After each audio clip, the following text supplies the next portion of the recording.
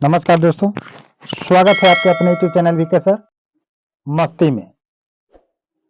आज इस वीडियो के माध्यम से एक अपडेट है। इस अपडेट में साफ क्लियर कर दिया गया है कि आप लोगों को कितने डॉक्यूमेंट चाहिए, उसमें से कौन कौन से होना चाहिए और कौन कौन से नहीं होना चाहिए। जिसमें से आपको 14 से 15 डॉक्यूमेंट ऐसे बताए गए हैं। इस डॉक्यूमेंट में से जो आप डॉक्यूमेंट कोई भी दे सकते हैं तो मान्यता दी जाएगी। किसको लेकर? सिटीजनशिप को लेकर, इंडियन सिटीजनशिप। समझ रहे बात को? तो ये अपडेट एक ऐसी खबर है, पूरे जागरूकता के साथ आपको जानना अति आवश्यक है। चाहे इसमें हिंदू धर्म हो, चाहे मुस्लिम धर्म हो, चाहे सिख हो, चाहे ईसाई हो, इंडिया के कोई भी धर्म जाति के लोग हैं, छोटा हो, बड़ा हो, गरीब हो, अमीर हो, सभी के लिए ये नियम फॉलो करता है।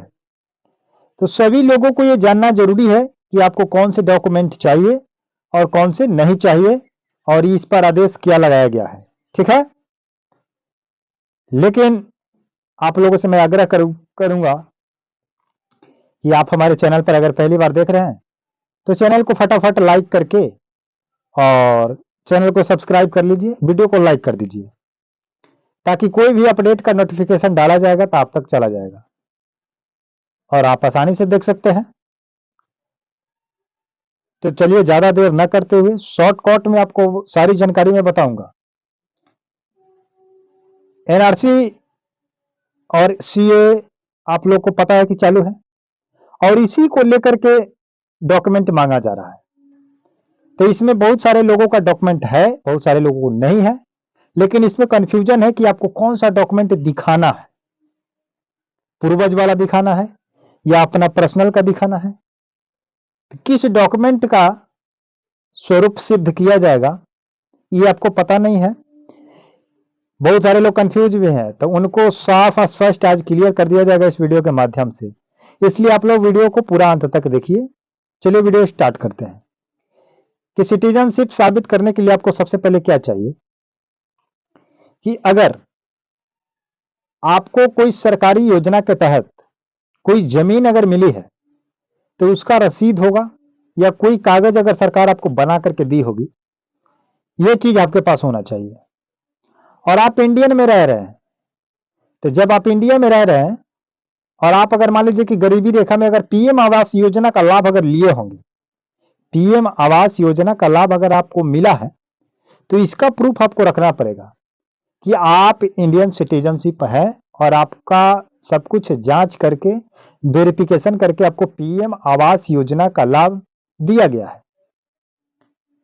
उसके बाद कह रहा है कि नौकरी का कोई प्रमाण पत्र, मान लीजिए कि आप सरकारी नौकरी करते हैं तो उसका ज्वाइनिंग लेटर होता है, उसका सैलरी स्लिप होता है, या प्राइवेट जॉब कर रहे हैं या सरकारी जॉब कर रहे हैं उसका स्लिप होगा, तो उसको रखिएगा, बहुत काम देगा। पानी बिल होना चाहिए, जैसे मान लीजिए कि घरों में पानी आता है, उसका बिल जो उठता है, पानी जितना आप खपत करते हैं उतना बिल उठता है, उस बिल का पैसा पे करते हैं। तो इसका बिजली, जैसे बिजली बिल होता है वैसे पानी बिल होता है, तो इसमें बिजली और पानी दोनों आ जाएगा। ठीक है, उसके बाद मान लीजिए कि आप कहीं पर एलआईसी किए हुए हैं, तो उसका कोई कागजात होगा, उसको आपको रखना है, अपने पास रखिए, किसी को देना नहीं है।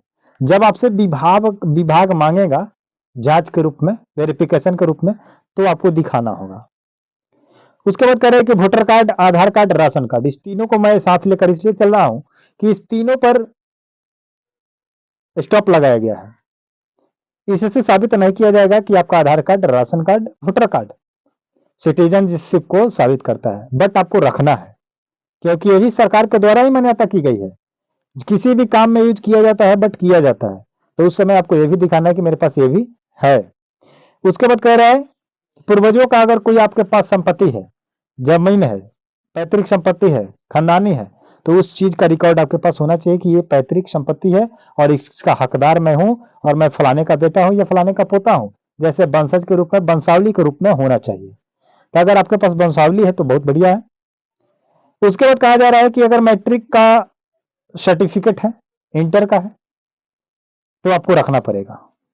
जो पढ़े लिखे नहीं है तो उनको मुसीबत आएगी, तो अगर इन चीजों में से अगर पढ़े लिखे नहीं है तो पढ़ाई लिखाई के माध्यम से वो सर्टिफिकेट नहीं दे सकते हैं, बट बाकी चीजों को दे सकते हैं, जगह जमीन का कागजात। उसके बाद निवास कर रहा है, निवास यानी कि आवास होता है आपका, निवासी, जाति आय आवासीय सुने होंगे, वो आपका आवास ही निवास कहलाता है, ठीक है। तो उसको आपको रेडी करके रखना होगा।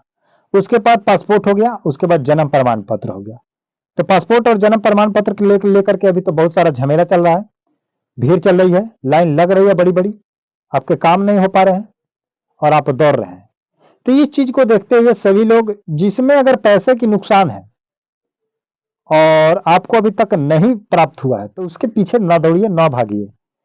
अगर आपके पास जो बाप दादा का जो भी संपत्ति है उसका रिकॉर्ड है आपके पास कागजात के रूप में, तो रखिए।